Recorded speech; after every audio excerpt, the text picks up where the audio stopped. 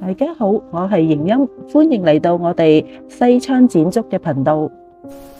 呢個頻道我會為大家分享一啲好睇嘅小說。如果你中意睇小說或者中意聽故仔，歡迎你訂閱我嘅頻道，點讚、分享同埋留言。而家事不宜遲，我哋一齊睇下今日嘅故事。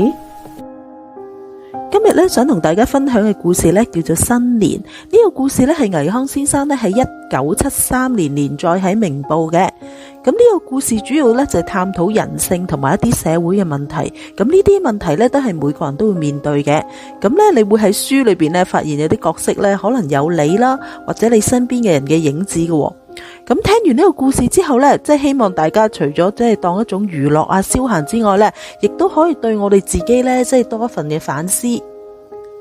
新年呢個故事咧就冇帶出太多即係過年嗰啲歡樂嘅氣氛啦，反而係一個咧相當沉重嘅故事。佢講嘅就係人與人之間嘅信任同埋人性嘅弱點。咁呢個故事咧我會快講嘅，就跳過一啲咧即係唔太重要嘅情節。咁就希望呢個故事嘅即係節奏更加快啦。咁歡迎你哋留言咧講翻俾我聽，你究竟中意聽快講定係慢講嘅？呢個故事咧就發生喺農曆新年之前嘅一個下晝。咁有個流浪漢咧就叫做黃麒英，咁佢咧就一如過往咁喺街上邊咧就乞錢啦。咁書入邊咧提到咧黃麒英咧其實係個知識分子嚟嘅，佢講嘢咧就彬彬有禮，咁啊行動自如，亦都唔係傷殘嘅。咁書入邊咧就冇提過佢之前有啲咩經歷啦，點解唔去揾工作，點解會流落街頭？咁或者咧作者想透過呢啲嘅細節就俾我哋感受到即係人與人之間嘅嗰份冷漠啦。冇人會關心一個流浪漢嘅來歷，或者冇人會了解點解佢會流落街頭，更加唔會話佢究竟有咩專長，點樣可以幫佢揾工作，即係結束佢流浪嘅生涯。黃麒英雖然係一個流浪漢，但佢一啲都唔覺得自己可憐嘅，反而佢覺得咧喺街上面咧，即係匆匆忙忙、營營役役嘅人咧，即係比佢更加可憐。佢似乎咧就關心心靈嘅世界咧，就多於物質嘅世界。但係當然啦，黃麒英咧都係一個普通人，佢都需要食飯嘅。咁所以咧，佢咧每日咧就會花1至2個鐘頭啦，咁去即係行乞，咁咧就解決佢呢個即係飲食嘅需要。咁今日咧就係年30，咁街上面咧就好多人來人往。黃麒英就坐喺隧道口，咁啊將佢頂帽咧就放喺地。咁或者咧其實佢自己心底咧都唔係太想去即係乞錢，所以咧佢又即係佢又唔想接觸其他人同情嘅目光啦。咁所以佢通常咧就行乞嘅時候，佢都係匿埋雙眼。過咗一陣啦，佢又開始聽到咧有啲硬幣咧就投入佢頂帽嘅聲音。咁再過咗一陣啦，佢又聽到好似有啲嘢掉咗落嚟，但係今次嘅聲音咧就唔似係硬幣。跟住佢擘大眼睇一睇，咁就見到除咗幾個硬幣之外咧，帽裏邊咧仲多咗一條金嘅鎖匙。呢條鎖匙上面咧有個膠牌，膠牌上邊又夾住張紙。佢就話啦，呢條鎖匙咧係黃金嘅，如果你賣咗佢嘅話咧，就可以換嚟咧短暫時間嘅一個豐裕嘅生活。但係咧，如果你照住呢個地址喺即係農曆年初一嘅即係午夜12點開門入去嘅話咧，咁你會咧就會經歷一啲意想不到嘅事。咁啊，朋友你自己選擇啦。咁然後黃麒英見到張咁嘅紙，跟住你四圍望啦，睇下即係究竟邊個擺低呢條鎖匙咧？但係滿街都係人，佢根本就唔知邊個人即係頭先放低條鎖匙。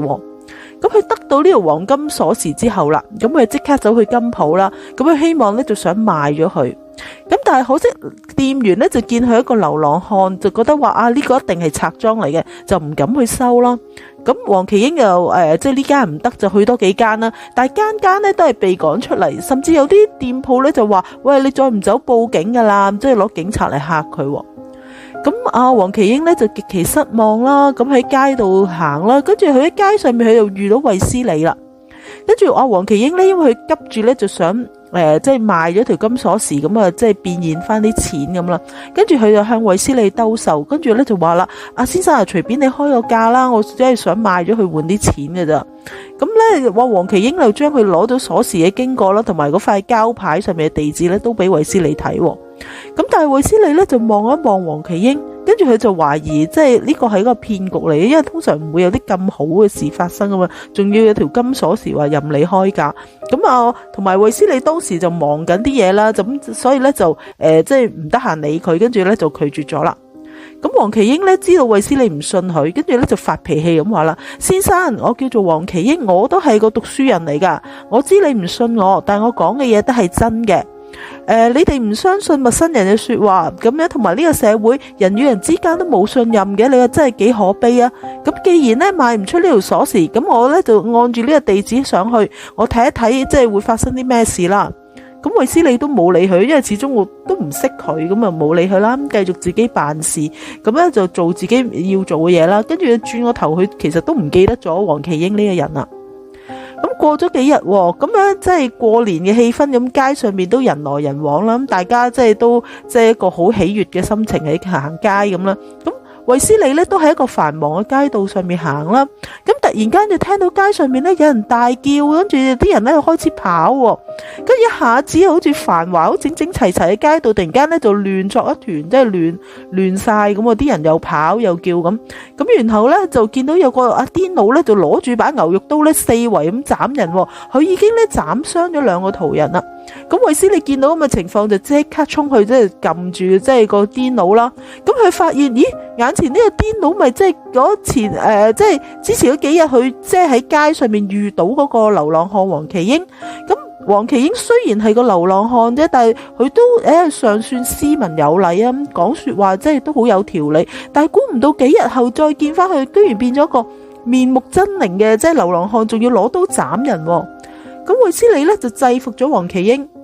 咁呢個時候警察都趕到啦。咁警察嚟到嘅時候就見到嘅情況就係衛斯理制服咗黃麒英啦，仲以為話喂，你2個人做乜喺街頭度打鬥？跟住話阿衛斯理就講出嘅情況啦，佢只係見到有人斬人，所以佢就制服呢個即係斬人嘅人。但係咧就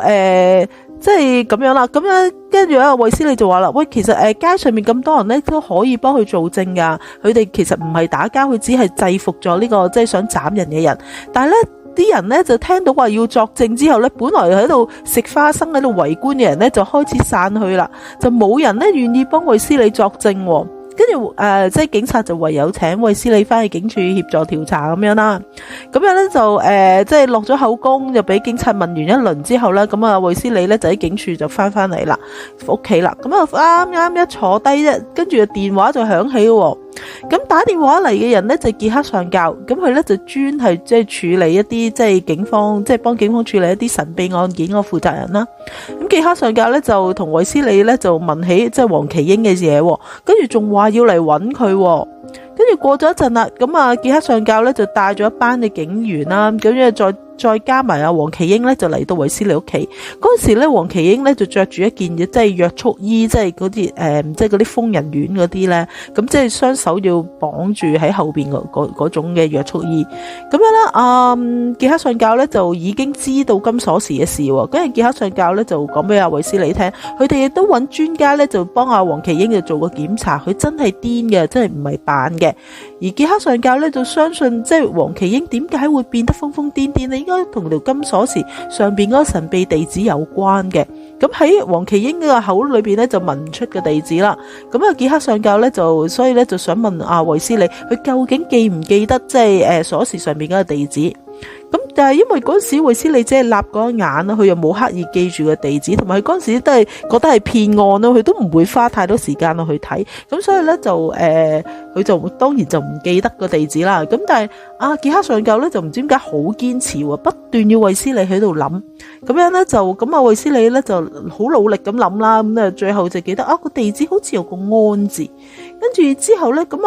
傑克上校咧就將一條皮帶就交俾衛斯理睇，咁條皮帶咧就睇落好粗又好厚咁啦。咁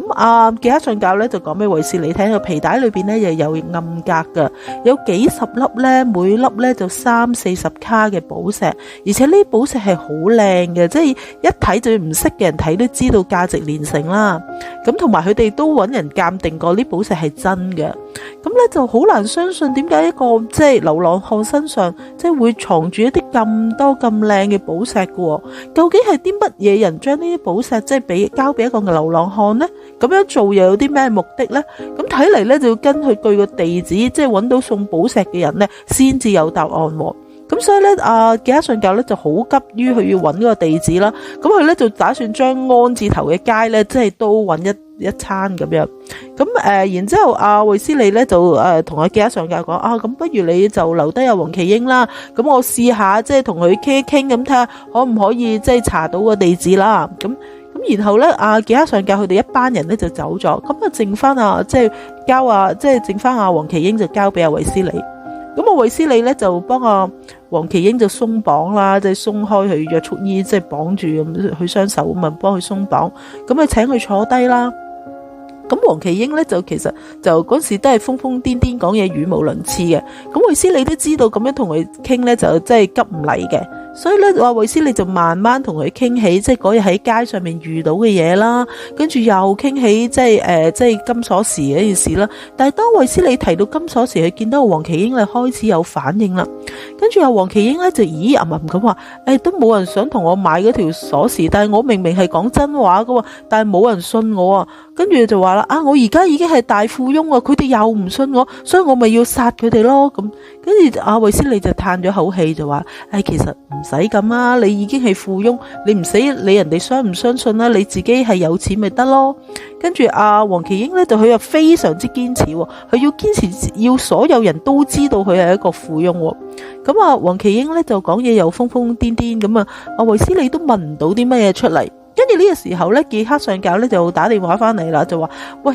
即係按住你頭先所講安字頭嘅街咧，喂，嗰10幾條街我都揾過咯，但係喂都冇咩發現。咁天色又漸黑啦，咁黃麒英咧就似乎喺即係一個暗黑嘅環境咧，佢表現得更加嘅自在。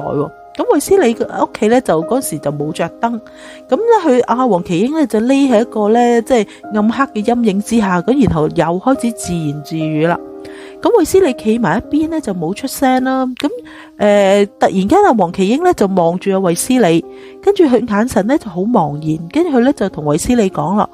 你咪話過咧，只要我唔講俾人聽，嗰啲珠寶永遠都係我嘅。我乜嘢都冇講啊，無論佢哋點樣問我都冇講啊。跟住然後之後黃麒英又喊咗出嚟啦，佢哋又唔信我，又唔肯買我嘅珠寶，警方又唔信我，又唔將啲珠寶還翻俾我。咁不如你索性俾啲現金我啦，我真係需要錢啊。跟住嗰一刻衛斯理咧就知道佢即係將即係黃麒英就將佢當咗係個俾珠寶佢嘅人。跟住衛斯理就忽發奇想就話啦，如果我繼續扮落去，不如即係叫黃麒英再去翻嗰個地址，咁我咪可以知道啲珠寶嘅來源咯。跟住咧衛斯理就壓低把聲就扮啦，就話都可以啊，咁你而家走啦，咁你即係12點鐘，即係午夜12點鐘嗰陣時再翻去上次嗰個地址嗰度，我到時就會俾現金你噶啦。跟住然之後黃麒英就問啦，咦，但係而家冇咗條鎖匙，我點樣入嚟啊？跟住衛斯理就再講啦，唔緊要啦，你嚟啦，我哋到時會同你安排噶啦。咁睇嚟衛斯理嘅計劃成功咗。咁黃麒英就走出去屋外邊，跟住咧衛斯理咧就慢慢即係跟住佢啦。咁黃麒英咧就去到即係市區啦，就喺街角嗰度，即係一處咧就喺度流連。咁佢似乎就冇發現衛斯理。咁然後時間一路慢慢咁過去，終於去到咧11點45分啦。咁黃麒英就起身啦，跟住然之後咧就走咗去一個咧就叫做安德大廈嘅地方。跟住衛斯理就跟住佢啦，跟住咧就見到即係黃麒英咧就自己就即係入咗電梯就撳 lift 啦。咁衛斯理咧就喺地下，跟住咧就望住顯示板啦。佢見到個電梯咧就停喺12樓嘅。咁衛斯理即刻搭隔籬嗰部 lift 就上12樓啦。咁衛斯理一出電梯嘅時候，咁佢見唔到黃麒英。咁但係咧就只係即係喺走廊嗰度，即係出到 lift 咁啊，見到即係嗰個走廊咁啊，得一個單位咧係有光嘅啫。咁招牌咧就係一間出入口公司。咁雖然咧就有啲猶豫啦，但係衛斯理都係即係推門入去啦。咁一開門嘅時候，咁喺單位裏邊咧原來有5個職員喺度喎。咁佢哋5個人就同時咧就望住衛斯理。咁其中有一個咧就即係台面咧就一大沓即係嘅現金喺度喎，咁咧就仲有一個保險箱添喎。咁個職員咧即刻撳警鐘，咁阿衛斯理都未嚟得切同佢解釋話其實自己只係揾錯地方啦，咁已經有即係保安員咧就走上嚟喎。咁公司咧就即係個職員咧又報咗警喎。咁之後咧咁即係警察又帶阿衛斯理去到警局啦。咁去到警局咁衛斯理就要求要見阿傑克上校啦。咁阿黃奇英咧就即係阿衛斯理咧就將黃奇英即係入咗去安德大廈，即係揾嗰個即係俾珠寶佢嘅人嘅嘢咧，就講俾傑克上校聽。跟住傑克上校聽到之後咧，就馬上又帶一堆人咧，就即刻又嚟到呢個安德大廈啦。咁然後咧，咁傑克上校咧就要求即係保安員就將大廈入邊即係12樓所有公司嗰個名單就俾佢啦，同埋要求保安員咧就即係12樓嗰啲單位咧逐個開俾佢睇。咁當然啦，傑克上校其實係冇搜查令嘅，咁但係佢又用佢嘅官威，咁就即係要呢個保安員咁樣做啦。咁樣就保安員又照做啦。咁12樓嗰啲單位，除咗頭先衛斯理入去嗰間公司之外咧，其他公司咧都係冇人嘅。咁開門入去咧就即係乜嘢都冇咁啊，黑掹掹咁咩都冇，又冇人咁樣啦。咁然之後咧，咁即係傑克上校又問呢個即係保安員呢段時間有咩人出入過啦。咁保安員又話呢段時間咧其實都冇人離開過大廈喎。咁即係但係又咁講喎，即係12樓單位佢哋已經睇過晒，唔好講話送珠寶嘅人啦，連黃奇英佢哋都揾唔到喎。跟住傑克上校咧就即係又發脾氣啦，就要求話喂，衛斯理，即係喂，黃奇英交俾你嘅，而家唔見咗，即係你要負責揾翻佢翻嚟。咁衛斯理其實咧就唔擔心黃奇英嘅，因為黃奇英啲珠寶仲喺傑克上校手上邊啊嘛，所以佢一定會翻嚟攞翻啲珠寶。咁傑克上校亦都表示啦，珠寶其實咧就好安全，就喺即係警局嗰個保險箱入邊。咁衛斯理然後翻到屋企啦，咁佢發現咧，咦，點解翻到屋企咁黑嘅？啲窗簾全部俾人拉低晒嘅，但係佢好肯定佢自己出門口嘅時候咧係冇拉低窗簾喎。佢當佢想伸隻手去開燈嘅時候，突然間有把聲就同佢講啦：喂，先生啊，唔好開燈啊，我想同你喺黑暗裏邊即係傾一傾。咁即係喺黑暗中嘅呢個人呢，就正係送珠寶俾黃奇英嘅人。佢咧就想同衛斯理討論下黃奇英，就討論下黃奇英咧得到珠寶之後咧有咩感覺喎。咁衛斯理就當然覺得即係有咩好討論啫，然之後咧就想伸手捉住嗰個人啦，但係點知咧嗰個人咧好似仲好打過衛斯理，就將衛斯理咧就擊低，就 KO 咗佢。咁衛斯理咧就即係勉強咁起身啦，跟住然之後咧就聽到嗰個人講啦：唉，你實在太令我失望啦！跟住然之後咧，嗰個人咧就匆匆咁離開咗衛斯理屋企。咁衛斯理追出去啦，但係嗰個人已經走遠啦。但係見到佢咧個身形同埋行路嘅姿勢，嗰個人咧即係個背影，即係同埋佢行路嘅姿勢咧，居然有啲似一隻大猩猩。咁衛斯理當然追唔到人啦，咁即係翻到屋企啦。咁過咗一陣咧，門口外邊又有啲聲音喎，跟住然之後衛斯理去開門啦。咁原來門口出邊嗰個咧就淨係黃奇英。咁黃奇英入嚟啦，咁見到黃奇英個樣咧就失魂落魄，又突然間又喊咗出嚟啦。跟住佢喊咗咧，就同衛斯理講啦：唉，嗰個人啊，即係俾珠寶嘅人啊，話佢唔守承諾啊，所以咧就要將啲珠寶咧就拎走啊。跟住黃奇英咧就喺度喊冤咁話啦：自己明明乜嘢都冇講啊嘛，而且又係佢叫我上去嘅，點解上到之後佢又怪我做乜又走上去咁樣呢？跟住黃奇英又瘋瘋癲癲咁樣啦，咁講嘢又斷斷續續，咁佢好多細節，即係包括佢自己其實頭先即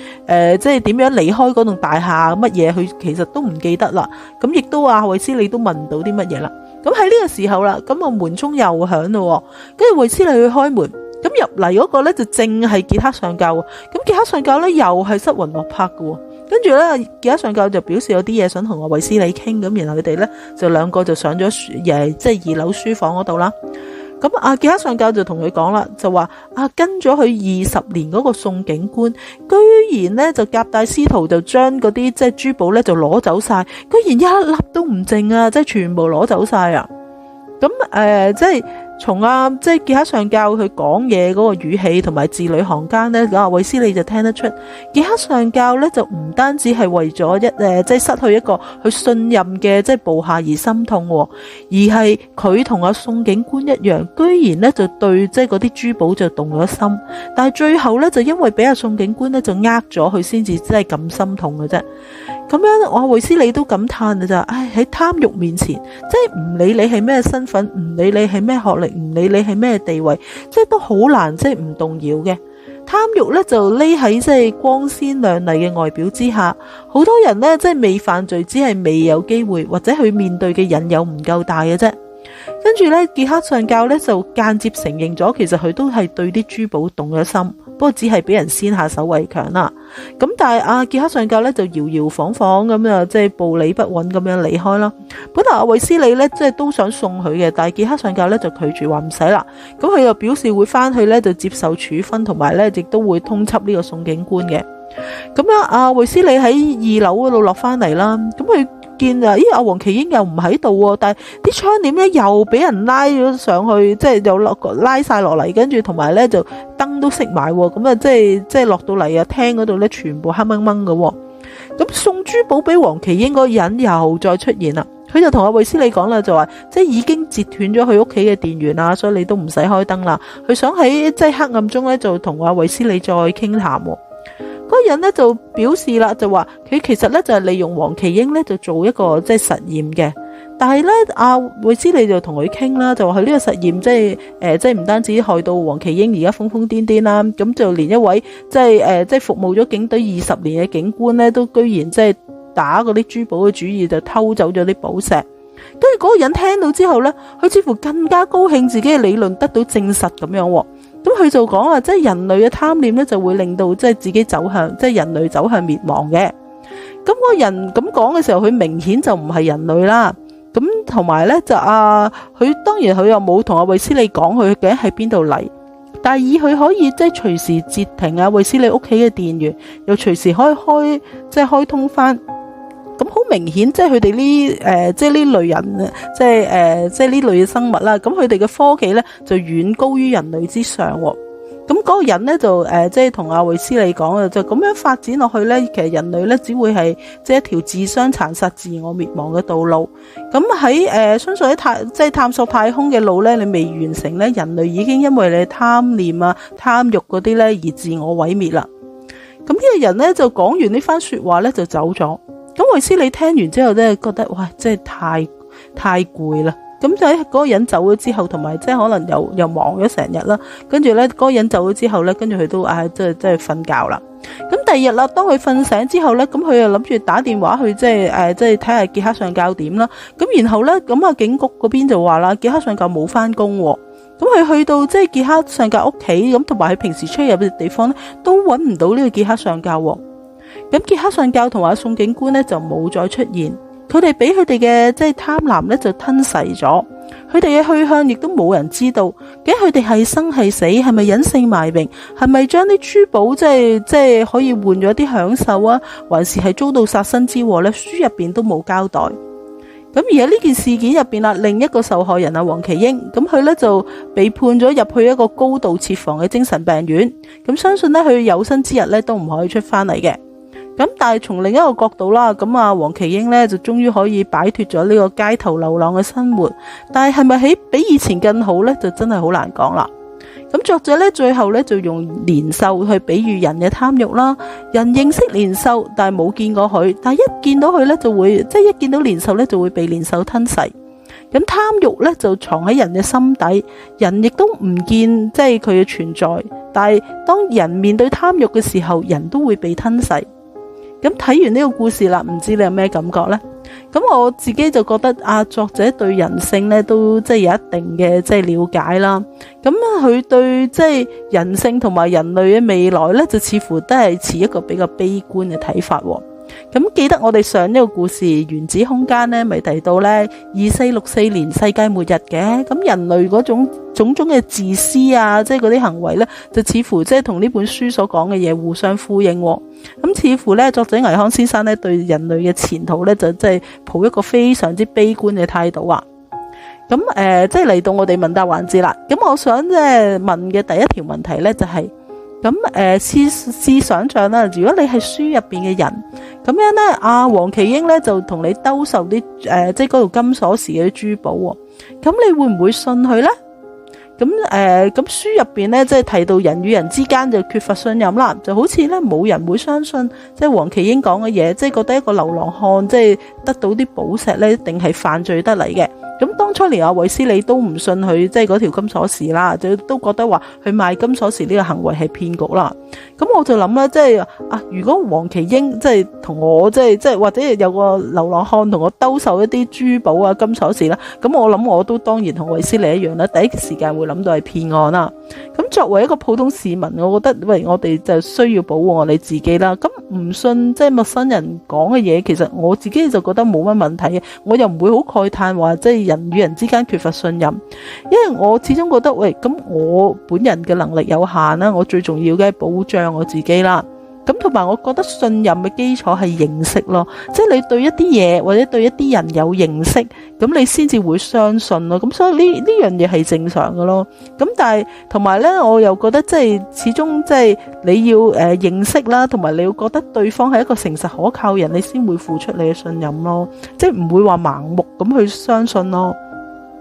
咁另外咧就即係普通人，我哋唔係全能全知啊嘛，咁我哋就必須要靠一啲即係制度啊，或者跟從呢啲即係社會主流嘅思想啊，或者啲即係法律啊嗰啲去保障自己啦。咁如果好似即係黃麒英咁嘅流浪漢攞住啲即係好貴重嘅嘢，跟住話同你兜售，咁就係主流嘅思想會認定一啲即係來歷不明嘅嘢，多數係非法即係唔合法嘅，即係非法所得啦。咁所以冇人同佢即係買佢嘅嘢，咁亦都係正常咯。我覺得即係因為一個人其實又咁講唔俾社會接納咧，咁其實都幾可悲嘅。咁就算佢即係擁有一啲寶物，但係佢得唔到即係人哋認可，連即係半餐溫飽即係都換唔到，其實都的確係一件可悲嘅事。咁雖然咧，阿黃麒英係一個悲劇人物啦，佢亦都真係好可憐啦。但係又咁講，與其即係怪呢個社會或者怪其他人，不如諗下即係自己即係同社會存住咩關係先啦。即係如果你係可以做到即係餐風飲露啊，即係貧賤不能移啊咁嘅話，咁你又的確可以跳出嚟即係無視呢個社會，或者批判呢個社會，覺得話啲即係人情冷暖啊，即係嗰啲，或者點解人同人即係失去互信啊。咁但係諗下即係如果你需要喺呢個社會謀生，你係需要即係喺呢個社會你要賺錢嘅話，咁其實你又真係要得到呢個社會嘅認同，你又真係要爭取即係可能啲社會主流嘅思想或者制度認同咧，你先至生活到落去。咁又咁講，我唔知啦。咁但係我又係嗰句，即係如果你要靠社會嘅話，咁你就真係要行一條即係大家都認可嘅路咯。咁啦，咁啊唔知你點睇啦？歡迎你即係又發表下你意見啦。第二條問題啦，你有冇喺個故事度發現你自己嘅影子呢？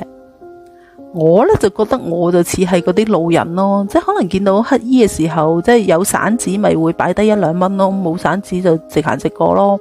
咁但係如果黃麒英好似頭先嘅問題啦，即係同我兜售嗰啲即係寶石啊或者即係鎖匙嘅時候咧，咁我當然唔會接受啦。咁我都即係驚會買咗賊贓啊，或者即係做咗啲咩日後有麻煩，一陣間以為我係共匪，即係共犯嘅，即係一齊犯罪嗰啲人咪死咁。所以咧我就唔相信咧，就因為基於咧就我睇唔到有支持嘅證據，同埋我就怕日後有麻煩。咁人嘅不信咧就造成咗即係黃麒英嘅悲劇啦，可以咁講。咁就或者我或多或少可能我係當中嘅幫兇啦。咁但係我始終係個普通人啦，即係我又冇咁偉大到咧就話為咗幫人要將自己置於一啲危險啊，即係一啲危機嘅當中。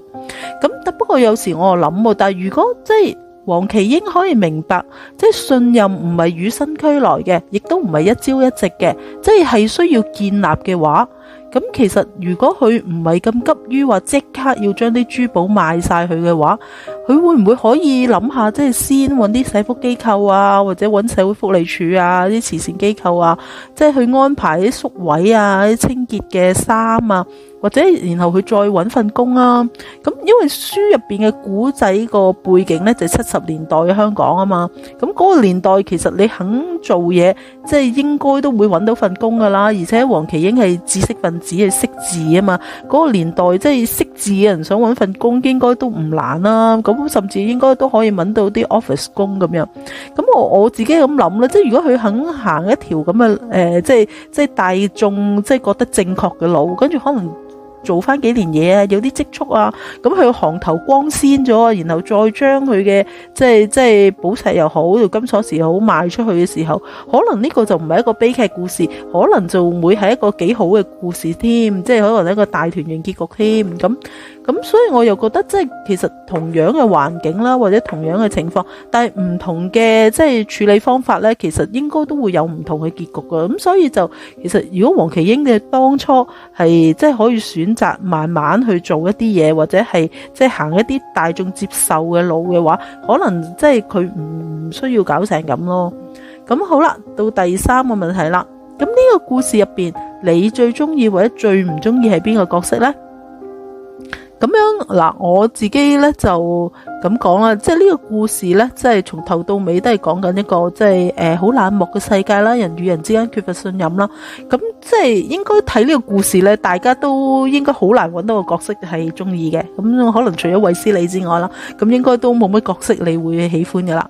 咁喺呢個角色即係故事入邊，我覺得我最討厭嘅角色咧，就係嗰個將珠寶交俾黃麒英嗰個，即係好似大猩猩嗰個咁嘅人。